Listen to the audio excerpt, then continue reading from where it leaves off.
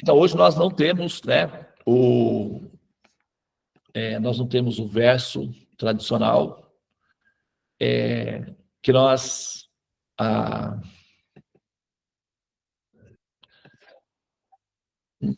Só um minutinho aqui, vamos ver se eu consigo fazer uma operação aqui. Um segundinho, tá, pessoal? Prontinho.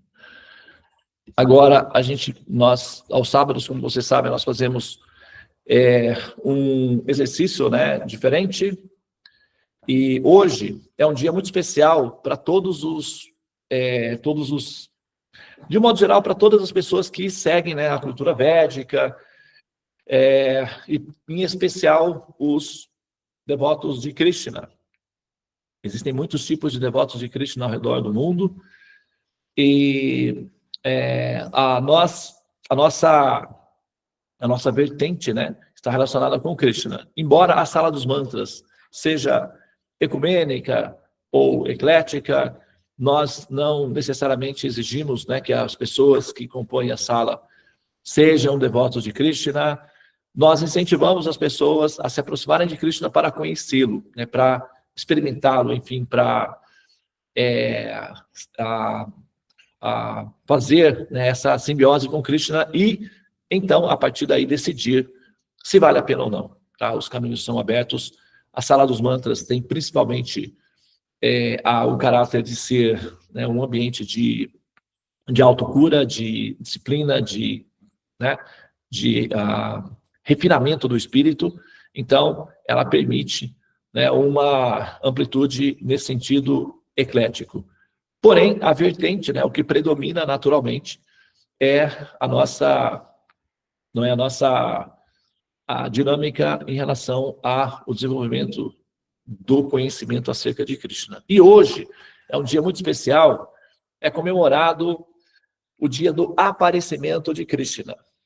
Krishna, ele apareceu na Terra há aproximadamente 5.000 anos atrás. Inclusive, recentemente, eu assisti um documentário de uma de arqueologia que mostra uma moeda do período mais ou menos há cerca de 4.000 anos atrás, aproximadamente 3 a 4.000 anos atrás, em que essa moeda ela foi cunhada em grego e ou sânscrito. Vou dar uma microfoniazinha aqui, vamos aguardar aqui. Então tá. Grego e sânscrito. Então, essas duas moedas apresentavam Krishna e Balarama. Krishna e Balarama. Elas eram cunhadas com Krishna e Balarama. Krishna de um lado e Balarama do outro. E ela tinha inscrições em grego de um lado e sânscrito no outro. Né? Então, os arqueólogos, algumas moedas assim, né? Então eles partem do princípio de que havia um intercâmbio comercial entre a Grécia e a Índia nesse período, e era um período em que a moeda foi datada aproximadamente desse período, né? Mas como o período em que Krishna esteve presente data-se há mais ou menos 5.000 anos atrás, então eles enfim, apontam, né, direcionam que essa moeda, ela então seria parte de um reservatório de outras moedas, etc. Então tem os estudos deles lá, né, mas que havia intercâmbio comercial entre a Índia e a Grécia no período em que Krishna estava presente no planeta, realizando as suas lilas. Então é uma moeda que assim demonstra aí a veracidade, né, ou a legitimidade da afirmação de que Krishna esteve presente no planeta, sim, né? E esse intercâmbio comercial é um documento que demonstra que havia essa relação aí. Tem vários outros documentos, né, que demonstram a veracidade desses fatos. Mas Krishna, ele aparece há 5.000 anos atrás, e dentro da epopeia, né, que é o Mahabharata, tem a parte da Bhagavad Gita, que é onde Krishna pessoalmente faz uma síntese do conhecimento védico e explica para Arjuna qual é a função desses conhecimentos, né? Ou seja, identificar a pessoa suprema como um reservatório de todos os esforços, de todas as buscas, é a meta última da vida humana, é alcançar o Supremo alcançar a morada transcendental. Então, Krishna, ele aparece dentro do contexto da nossa realidade. Nós já conversamos algumas vezes sobre isso nas aulas do Srimad Bhagavatam, e vale a pena mencionar novamente, né? A ideia, né, Krishna, a teologia, de modo geral, védica, vai então definir Krishna como sendo a manifestação da pessoa suprema, ou seja, é a pessoa suprema manifesta pessoalmente, na sua estrutura visível, tangível e mensurável e intercambiável, ou seja, uma pessoa em termos realísticos, né? Agora, claro que essa pessoa, né, a constituição, a estrutura que forma, né, a estrutura desse ser tem uma qualidade diferente, a substância é diferente, mas a forma ou os traços de personalidade são muito parecidos com os nossos, tá? Então, o contexto em que nós nos olhamos e nos reconhecemos como partes de uma egrégora, quando Krishna aparece dentro dessa realidade, isso também pode ser percebido em termos dessa extensão, ou seja, nós nos reconhecemos em Krishna, tá? Nós nos observamos na constituição da existência dele e também observamos que nós somos uma extensão dessa realidade transcendente, o que permite, do ponto de vista psicológico, uma acomodação em termos de uma relação orgânica existente em andamento, e não uma separação radical, misteriosa e inatingível, o que naturalmente gera sentimento de pertencimento e de continuidade de existência, que é o que nós somos, né, em termos de substância fundamental, almas permanentes existentes. Então, ontem, acho que ontem foi sexta-feira, foi ontem nós falamos sobre isso daí, a ideia de que a pessoa suprema não interage com os seres humanos, não entra, né, na sua relação com o ser humano, é uma ideia, é apenas uma teoria. E essa teoria não está completa, né? E ela tem várias falhas em relação a essa teoria. Bom, vamos dizer que a Terra é muito pequena, que o universo é muito grande e que a pessoa suprema não teria nenhuma, digamos assim, não teria nenhuma motivação para descer da sua morada transcendental e vir a um local ínfimo ou insignificante como a Terra, etc, etc. Esses argumentos vão ser dados, né? Porém, o que acontece é que se a gente colocar dentro da operação o fato de que essa pessoa suprema é um ser sensível emocionalmente, né? Então, independentemente da dimensão de tamanho que a Terra tenha ou que qualquer outro planeta tenha, esse ambiente é um ambiente onde tem propriedades ou onde tem uma função de relevância para essa pessoa, porque nesse local existe aí almas que estão ligadas a ele. Então, é um local de interesse dessa pessoa, e não importa a dimensão de tamanho. É como um garimpeiro, né? Um garimpeiro, pessoas que coletam ouro e recursos preciosos, o tamanho do diamante é pequeno, porém, ele é valioso. Tá? Então, o tamanho da Terra, a dimensão de importância que a Terra tem perante o universo, isso não é relevante no contexto quando envolve-se o sentimento de amor dentro da Constituição, né? Ou, por exemplo, tem pessoas que têm ratinhos de estimação, tem pessoas que têm bichinhos pequenininhos de estimação, né? Tem pessoas que têm assim, uns bichinhos pequenininhos de estimação, a gente vê aí, né? As pessoas têm vários tipos. Ontem a gente conheceu uma pessoa, tem 27 tartarugas de estimação, tartarugas. Ele cria tartarugas. Ele tem 27 tartarugas, são tartaruguinhas pequenininhas. E aí ele tem o carinho lá pelos bichinhos dele, né? Às vezes tem pessoas que têm passarinhos pequenininhos ou bichinhos, né, menores. E o fato de ser apenas um bichinho não é um fator determinante para que essa pessoa não sinta amor e ternura e não queira cuidar, não se preocupe, né? Assim com esses bichinhos, hamster ou gatinhos, o que seja. Então, a dimensão do tamanho, quando envolve amor, a dimensão do tamanho... Eu vou só pedir para... É que eu estou tendo uma vertigem aqui, pessoal. O pessoal que estiver com o celular, deixa ele paradinho, ou então fecha a câmera, porque fica mexendo aqui para mim, então tira a minha atenção, não consigo me concentrar muito bem aqui, tá? Então, quando você tem o amor envolvido, aí não importa, tá bom? Não importa a dimensão de tamanho, não importa a estrutura do ser em si. A questão do amor vai fazer com que aquele valor seja relevante para o movimento que vai ser feito em relação àquilo. Então, não importa se o ser humano é pequenininho, se o ser humano é feio, se o ser humano sabe, é meio maluquinho, não importa. Isso não vai ser relevante do ponto de vista da relação que o amor tem. Então, a pessoa suprema, ela é envolvida emocionalmente com as suas criaturas, com as suas expansões, com as suas jivas, com as suas átimas, e ele sim aparece nesses lugares. Até porque esquece-se um fato relevante, que é a capacidade que essa pessoa suprema tem de expandir-se ilimitadamente. Então, se essa pessoa suprema aparece na Terra, ou aparece em qualquer outro planeta no universo, ou qualquer outros universos infinitos simultaneamente, ele ainda tem o potencial de permanecer também na sua morada transcendental.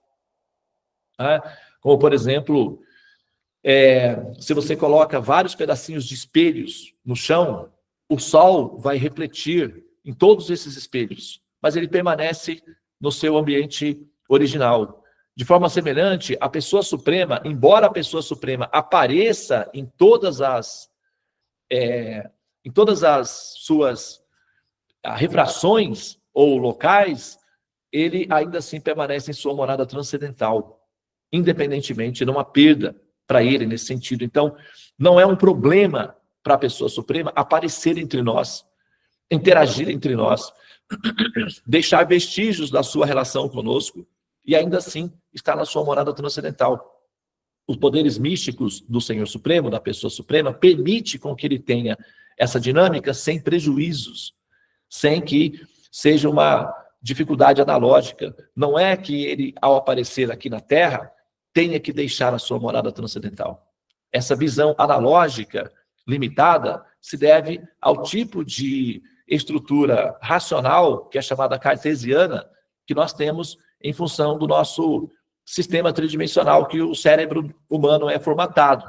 Então, primeiro ele vê em 2 dimensões, e depois ele vê na 3ª dimensão, que é o máximo que o cérebro humano consegue, assim, ver em 3 dimensões. Então, a gente vai partir do princípio de que se o Supremo vem até a Terra, é porque ele saiu da morada transcendental dele. E não é assim.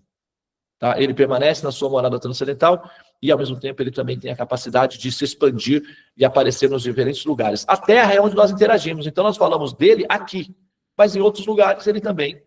Lá em outros planetas, em outros lugares, as pessoas estão falando disso da forma deles e nós estamos falando aqui da nossa forma, porque é aqui que diz respeito à nossa experiência de existência. Tá? Então, a pessoa suprema, ela aparece sim, ela interage sim com as suas criaturas e deixa vestígios de como essas criaturas, essas almas relacionadas a ele em termos de dinastia, podem emanciparem-se à sua morada transcendental e fazerem parte do estilo de vida que esses entes supremos, que é o aspecto Deus, que é a dinastia Deus, né, vamos chamar assim, ou a existência Deus, o seu ambiente transcendente, onde todas as pessoas são semelhantes a ele, nesse caso, nós somos, então, estimuladas a pensar da maneira como nós poderíamos, então, conviver com essa pessoa suprema na sua morada transcendental. E é por isso que Krishna aparece no contexto da Terra e estimula as almas a terem esse ideal dentro das suas pautas e possam transcender após deixarem os seus corpos e ascender à sua morada transcendental, à sua morada original, tá? Eu não vou entrar aqui nos detalhes de como que Krishna apareceu, porque isso já está extensamente registrado de muitas formas, existem livros que falam sobre isso, no YouTube tem muito, se você colocar lá como Krishna apareceu, vai aparecer inúmeros vídeos de pessoas relatando as histórias de como Krishna apareceu. Então, eu sugiro que vocês, né, aqueles que se interessarem, procurem, tá, essas fontes aí, para vocês saberem dos detalhes do aparecimento de Krishna. Então, estou explorando uma outra área aqui, que é a justificativa para o qual, né, pelo qual isso seria possível ou não. Nós temos um conceito de que não seria possível, né, de que o Pai Supremo, o Senhor Supremo jamais vem, nunca ninguém viu, nunca ninguém verá. Então, todos esses conceitos que impedem a nossa relação com a pessoa suprema são neutralizadas ou são diagnosticadas como infundadas dentro do sistema de conhecimento védico, que vai sim estimular, não é, a alma ou o ser pensante a pensar da forma mais apropriada, de que sim, essa pessoa suprema, que tem uma emoção envolvida com suas criaturas, se interessa sim por elas e as visita, as estimula e dialoga com esse ser. Tá? O próprio Krishna fala, quando ele, né, está no seu diálogo com Arjuna na Bhagavad Gita, então ele vai dizer para Arjuna que milênio após milênio, ó Arjuna, sempre que ocorre um declínio da capacidade dos seres humanos de entender a mim, sempre que ocorre um declínio da capacidade que elas têm de buscar a minha morada transcendental, ou de evoluírem, ou de se emanciparem, ou de buscarem o melhor para elas, eu venho. Eu interfiro. Né? Sempre que a coisa está se perdendo, eu pessoalmente venho e interfiro. Esses momentos são momentos chaves importantes, eu sempre apareço. E o que eu faço quando eu apareço? Eu restabeleço o Dharma, eu crio um norte para que elas não se percam, eu emancipo aqueles que são piedosos e corrijo, reoriento aqueles que estão atuando de forma impiedosa. Então essa é a minha função, educar os meus filhos. Como um pai, eu me sinto responsável pelos meus filhos e sempre que eles estão se perdendo, eu apareço, interfiro, reeduco aqueles que precisam ser reeducados e emancipo ou beneficio aqueles que são cooperativos, gentis, piedosos e amorosos para comigo. Milênio após milênio, eu pessoalmente descendo. Os tolos vão dizer que eu não posso fazê-lo, mas eu não dependo da opinião deles. Eu faço porque eu preciso. Eu sou responsável pelas almas. Elas são minhas partes integrantes. Eu sou o educador delas e eu venho sim. Independentemente da opinião dos demais, eu venho. E aqui estou eu. Então, Krishna, ele pessoalmente diz isso. Tá? E no final, ele então vai dizer, né, ou vai estimular da seguinte maneira: sempre, né, que essas pessoas que me amam, que me buscam de todo o coração, se reúnem para falar sobre mim, elas encontram grande satisfação e bem-aventurança nesse hábito de se reunirem para falar sobre mim. Bodhayantas parasparantas. Bodha significa inteligentes. Anta, a conclusão de toda a inteligência, de toda a sabedoria, é conquistar o meu coração. Então, aqueles que são muito sábios e inteligentes se esforçam por ganhar o meu coração. Por quê? Será que é porque eu sou egocêntrico ou sou carente de amor? Será que é porque realmente eu preciso disso? Né? Então, por que seria isso? Lembrando que o amor, a natureza do amor é inclusivista. Nós amamos porque as pessoas que são realizadas, são maduras, elas amam porque é gostoso amar, porque é prazeroso amar, porque é satisfatório amar. Elas não amam porque são carentes, porque precisam ser amadas, porque elas precisam ser reconhecidas. Pessoas maduras, elas amam porque é prazeroso amar, não porque elas são carentes. Ou como, por exemplo, pessoas ricas ou pessoas bem estabelecidas, pessoas que têm alimentos em casa, elas comem porque elas sentem prazer em comer. Elas têm alimentos, elas não estão carentes, elas não estão mendigando alimentos, elas têm alimentos à disposição, mas elas ainda assim comem. Por quê? Porque é prazeroso, porque dá prazer, não porque elas estão passando fome. Então, as pessoas que são maduras, que são realizadas, elas amam porque é bom amar, porque é gostoso amar, porque é prazeroso amar, não porque elas são carentes de amor. Então, a pessoa, Krishna, ele ama não porque ele é carente de amor. Ele atmarama, autossatisfeito em si mesmo. Então, essa pessoa, ela ama porque é bom amar, porque é prazeroso amar, porque é gostoso amar. Só que essa pessoa suprema, ela também é opulenta. Ela possui recursos limitados, recursos infinitos, recursos satisfatórios. E assim, quando ele diz que aqueles que conquistam o meu coração também conquistam a minha morada. Aquilo que me pertence, pertence àqueles que me amam. Eu sou propriedade daqueles que me amam. Então, aqueles que me amam se tornam meus proprietários. E a minha morada transcendental se torna propriedade daqueles que me amam. Então, quando Krishna, por exemplo, né, às vezes, eu falo, né, às vezes, uma pessoa, por exemplo, que é um filantropo, uma pessoa que tem bastante recursos e que quer ajudar as pessoas, né? Então, se uma pessoa dessa pensa assim, poxa, se essa pessoa ela se aproxima de mim com gentileza, com respeito, com honestidade, se ela é um trabalhador honesto, eu vou querer beneficiar essa pessoa, não é? Então, quando nós podemos ajudar as pessoas, quando as pessoas se aproximam de nós com respeito, com reciprocidade, com gratidão, com gentileza, nós sentimos vontade de ajudar essas pessoas. E aí os nossos recursos passam a ser também recursos dessas pessoas. E nós passamos a nos preocupar com essas pessoas, a cuidar dessas pessoas. Isso é a natureza de pessoas piedosas, pessoas compassivas, altruístas. Então, a pessoa que se aproxima de alguém assim, que tem atitude de gratidão, que procura se preocupar, porque, no caso de Krishna, por exemplo, o que nós poderíamos oferecer a ele, que ele já não tenha? Gentileza, gratidão, respeito, carinho. Isso é algo que nós podemos oferecer, não porque essa pessoa precise, mas porque isso é uma coisa boa, é satisfatório, é bem-vindo, sabe? Então, nesse caso, quando Krishna fala que aqueles que se aproximam de mim e conquistam o meu coração, vão para a minha morada transcendental após deixarem esses corpos atuais, feitos dos 3 elementos materiais, terra, fogo, água, ar, as modalidades, bondade, paixão e ignorância, aqueles que transcendem e alcançam a minha morada, que ganharam o meu coração, também ganham a minha morada simultaneamente.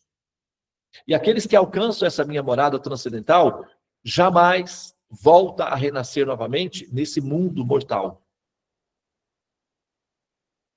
Então, Krishna, ele está nos estimulando a nos interessarmos por ele, não porque ele é carente, mas porque isso é benéfico para nós. Ele é benevolente, ele é altruísta, mas ele não é bobo, também ele não é obrigado a conviver com gente mal-humorada, sabe, narcisista, ofensiva, ignorante, letárgica, sabe, depressiva. Ninguém gosta de conviver com gente assim, francamente falando. Essa que é a verdade. A gente se afasta de pessoas assim. Então, por que Krishna deveria, só porque ele é a pessoa suprema, se obrigar a sofrer o mau humor de pessoas incompetentes com relação às suas emoções e jogar sobre ele um peso desnecessário? Para quê? Para qual função? Nós não somos obrigados a amar ninguém. Ninguém é obrigado a amar ninguém. O amor é uma conquista. Não, Krishna não tem obrigação nenhuma de amar as almas. Ele ama, porque a natureza dele é amar. Mas ele não se sente obrigado a amar ninguém, não. E ele também não se sente obrigado a conviver com pessoas com tendência, sabe, egocêntrica. Que o egocentrismo e o narcisismo cheira mal. Assim como o amor e o altruísmo e a gratidão cheira muito bem. Tem perfume e tem sabor esses sentimentos. É que o nosso sistema reconhece de forma mais sutil, mas tem. Então, quando Krishna diz, aqueles que conquistam o meu coração, aqueles que são amigos, aqueles que são benevolentes para com as entidades vivas, que são compassivos, que são interessados em conhecimento, que se importam comigo, esses ganham o meu coração. E ao ganhar o meu coração, naturalmente, ganham também todos os meus recursos que estão à disposição dela. Então é uma vantagem para você. Eu já tenho amores, eu já sou feliz, eu estou bem. Mas para você é uma vantagem. Caso você se interesse por mim, caso você goste de mim, e caso você ganhe o meu coração, tudo que eu tenho passa a ser seu. Então, nós somos muito afortunadas, tá, como almas, de poder ouvir essa mensagem, de poder aprender sobre a pessoa suprema dessa forma. Nós sempre aprendemos. Nós passamos a vida toda aprendendo sobre a pessoa suprema de uma maneira que nos desestimula a se interessar por essa pessoa. Imagina você ouvir que a pessoa suprema, no futuro, vai matar todo mundo com fogo, vai jogar fogo nas pessoas. Imagina você crescer ouvindo uma coisa dessa a respeito de Deus. Como é que você consegue pensar em amar essa pessoa? No futuro, essa pessoa vai vir e vai tacar fogo em todo mundo. No passado, inclusive, ela matou todo mundo afogada. Imagina morrer afogado. Sabe como é morrer afogado? É desesperador, é doloroso. Imagina você ouvir que essa pessoa matou todo mundo afogado, que ficou mal-humorado, chateado, matou todo mundo afogado, e que no futuro, agora, ele vai matar todo mundo, incendiando, tacando fogo em tudo. Imagina como é você pensar numa pessoa assim, e você ouvir a informação, e você tem que amar essa pessoa. Como assim? Como é que ama uma pessoa assim, pelo amor de Deus? Me explica aí, é possível? Você que se entende de amor aí, não sei, talvez. Eu não acho que não sei, de repente não entendo também, né? Mas eu não sei como é que faz. Vocês sabem como é que faz? Imagine que você ouviu o vizinho. Você sabe que o vizinho, aquele vizinho lá matou a família dele afogada. Chegou um carro, pegou, colocou todo mundo no carro, trancou a porta, jogou no rio, morreu todo mundo afogado. Ele mora ali. Agora ele formou outra família. E ele falou que vai trancar a porta da casa dele, vai tacar fogo em todo mundo, as crianças, vai todo mundo morrer incendiado. Ele está ameaçando. Mas ele é uma pessoa amável. Nós temos que amá-lo. Você ama uma pessoa que faz isso? Você consegue amar uma pessoa? Se você ouvir que essa pessoa matou a família toda dele, afogada, e vai matar outra família que ele formou, incendiada, você consegue amar uma pessoa assim? Seja franco, seja sincero, não esquece idealismo religioso, seja honesto com você mesmo. Olhe no espelho e fale, eu amo essa pessoa. Se você falar isso, então o seu caso é clínico. Sinto muito. Eu não sei. Então não existe possibilidade de amar pensando isso dessa pessoa. Então, essa explicação, essa orientação, essa informação sobre essa pessoa, das duas, uma, ou ela está correta, ou ela está incorreta. Se ela estiver correta, então essa pessoa não é amável. Você não deve amar uma pessoa assim. Não é correto amar uma pessoa assim. Isso na psicologia seria considerado a síndrome de Estocolmo. Não é correto. Agora, é possível que essa informação esteja errada. E se nós olharmos para o bom senso, para a nossa capacidade de amar, como nós amamos, como você é uma pessoa amável, você é uma pessoa amável. O que você faz pelas pessoas que te amam? Como que você reage a pessoas que te amam? Como é que você se comporta com pessoas que te amam autenticamente, que te querem bem, que pensam em você, que se preocupam com você, que te acolhem quando você precisa, que lembram de você em momentos felizes, que te querem bem, que demonstram carinho e afeição por você? Como é que você reage a essas pessoas? Você não se sente bem, você não gosta de acolher, de trazer essa pessoa para perto de você, de oferecer o que você tem para que ela seja feliz também com você, não é assim? Se nós temos essa capacidade, por que Deus não teria?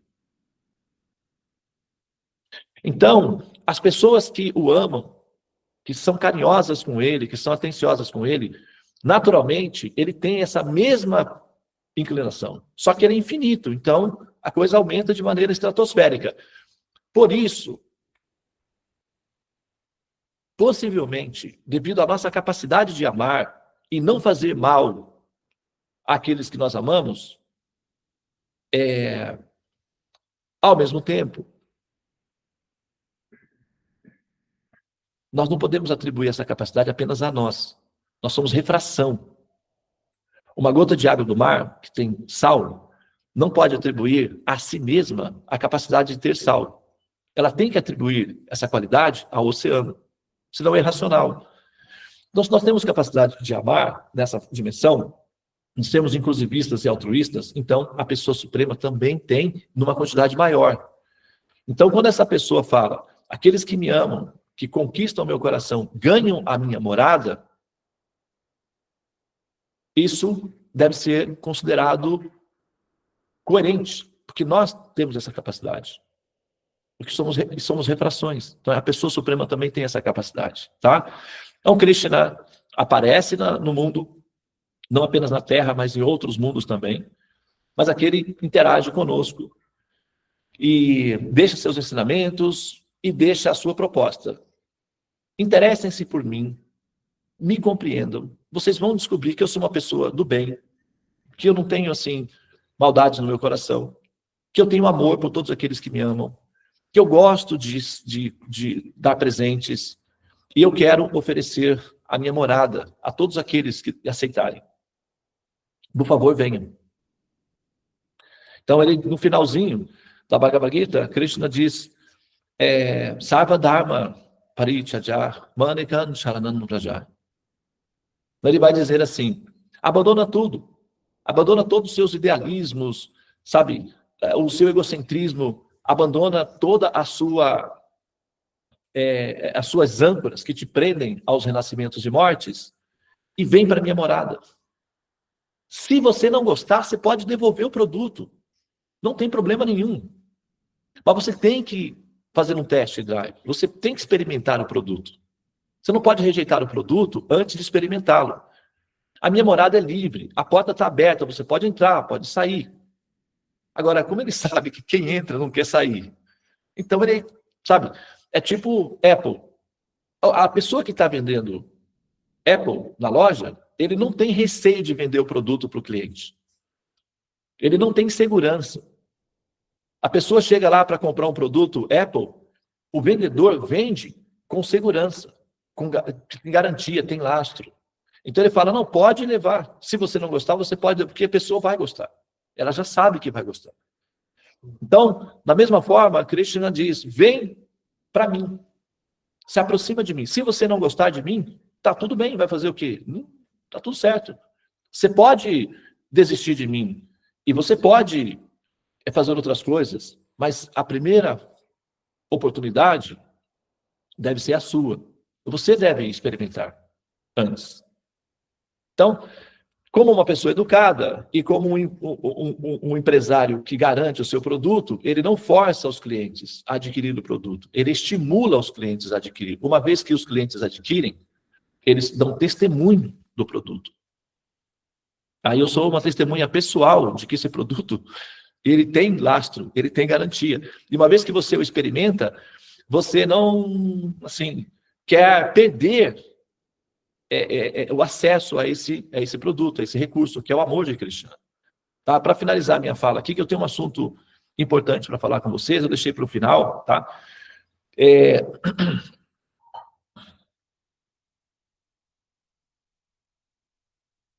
Ontem, eu estava vindo para cá, eu estou na cidade, né? Estou aqui no espaço da Seva, na nossa sede aqui na cidade. E eu estava na fazenda. A gente tem uma extensão da Seva lá na fazenda, né? Então, eu tenho um consultório lá e tenho também, né, um quarto aqui. Então, às vezes, eu fico transitando. Então, eu vim para cá. Ontem teve a nossa festa de Krishna aqui, eu vim para cá. Então, no caminho, eu estava trazendo um rapaz, né, que trabalha comigo, eventualmente ele fica lá também, e é o Bhakta Eric.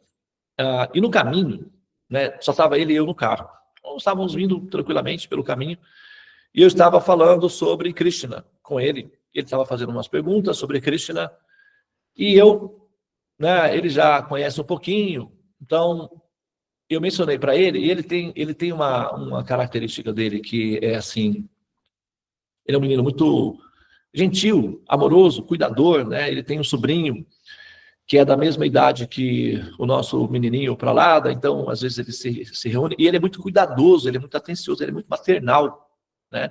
Assim, com as pessoas. Ele é atencioso, ele serve, cuida das pessoas, né? E aí eu estava comentando com ele, falei, olha, você, Krishna, tem muitas maneiras de você amar Krishna, tá? Como você precisa de Deus, você pensa no Senhor Supremo, né? Que é a pessoa Deus. E aí, no caso, né, para os Vaishnavas, essa pessoa Deus se apresenta sob a forma de Vishnu. Vishnu, Vishnu, é a pessoa Deus. Krishna, ele faz parte da dinastia Deus, ele é da mesma natureza Deus, da mesma classificação Deus, mas o comportamento dele é como o do príncipe do palácio. Só que Krishna é um príncipezinho, que ele não é um príncipe snob, que fica lá no palácio, escondido no palácio. Ele é um daqueles príncipezinhos que foge do palácio para brincar com os garotos da vila, fora do palácio, que gosta de, sabe, de tomar banho de rio, que gosta de se divertir. E o rei, sabendo que o seu príncipezinho tem essa natureza alegre e ama os seus amiguinhos, permite que ele saia do palácio para brincar com os seus amiguinhos e mantém uma segurança ao redor. E todos os amiguinhos do príncipe são tratados com a mesma dignidade que o príncipe. Então, os amiguinhos podem entrar no palácio, podem sair. Então, a natureza de Krishna é interativa e ele não precisa necessariamente, na relação de amor com ele, você sempre ter uma atitude reverencial, como ele sendo o futuro rei. Ele simplesmente é uma criança feliz. Então, você pode adotar ele no seu coração, assim como você ama o seu sobrinho, né, que ele tem um sobrinho chamado Pierre, que tem 9 anos. Assim como você cuida e ama o do Pierre, ou da Shanti, né, que é a nossa pet, que ele também tem muito amor por ela. Então, o amor é igual, ele não muda muito. Só que o objeto do amor é que vai fazer esse amor se expandir. Mas o amor que nós temos pelo nosso pet, pelo nosso filho, pelas nossas pessoas queridas, também pode ser utilizado para Krishna. Então você pode amar Krishna como se fosse seu irmãozinho mais novo. Ele aceita a brincadeira, ele brinca, ele gosta de brincar. Então você propõe e ele brinca. Experimente.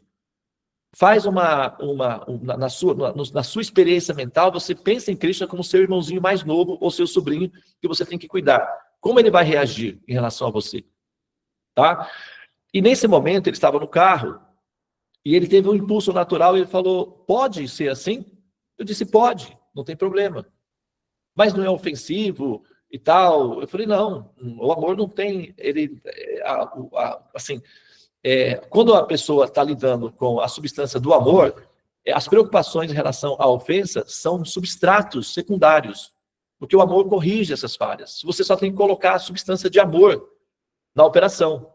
Então você tem que pensar em Krishna com amor, você tem que, eventualmente, pensar nele dessa forma. Ele vai reagir dessa forma. Então, nesse momento, ele teve um impulso natural, ele disse, então eu quero um Krishna para mim. Eu vou cuidar dele como se fosse o meu irmãozinho mais novo. Pode? Eu falei, pode. Então eu quero um Krishna para mim. Como é que eu faço para ter um Krishna para mim? Ele fez esse momento aí, né? E eu achei muito engraçado, espontâneo, a ingenuidade, né? A inocência, da maneira como ele falou.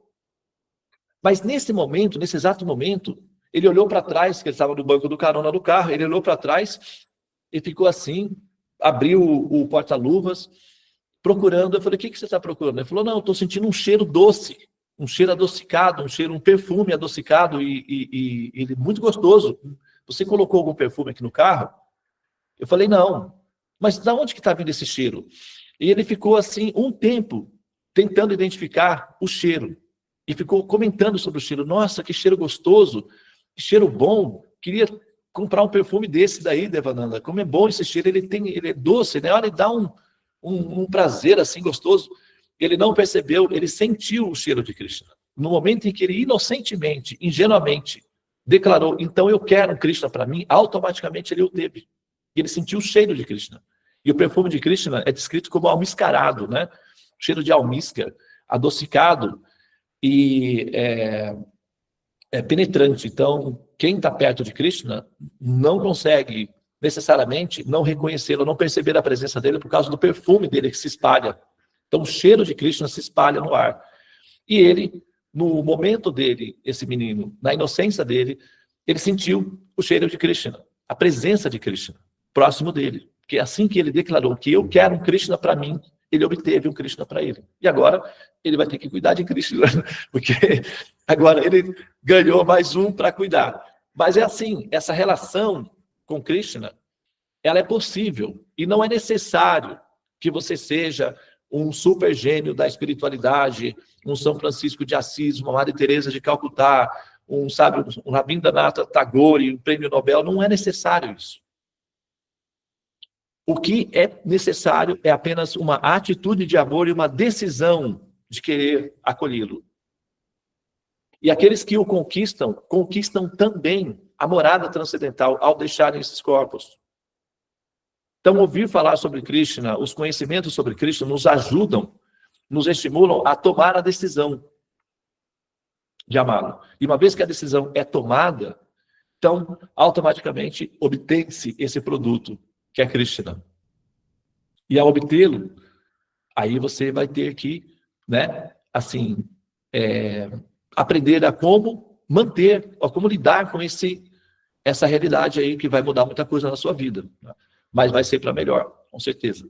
No Krishna Jayanti. Então, as histórias, elas parecem um pouco histórias para colocar a criança para dormir, né? Mas, na verdade, são histórias para nos acordar. Né?